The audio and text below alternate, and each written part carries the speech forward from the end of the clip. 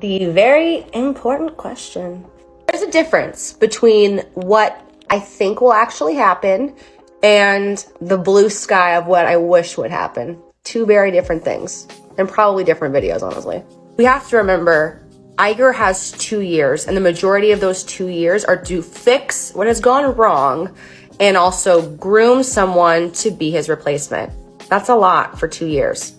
So people thinking we're gonna get some like new parks, new lands, it's a pipe dream in my opinion. But what I think is going to be implemented are things that are policy functionality, not practical or infrastructure change. Number one thing that I think should happen and probably will happen because it's easy to do is fix the problem with parks at the source and change the cast attendance policy that recently changed that made a lot of casts want to leave.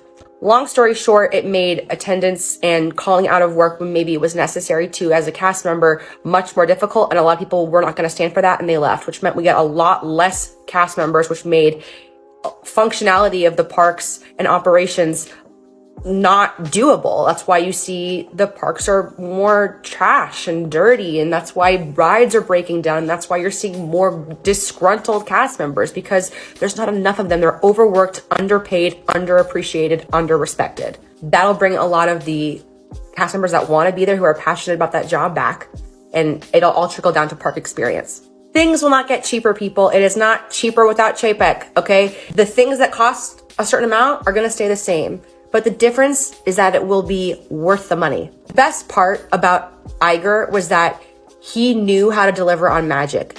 Disney was always expensive, but you never ever spent that money and thought it wasn't worth it because you got the Disney difference. Since Chapek came along, not only are you being nickel and dimed and paying so much more, you're paying so much more for less.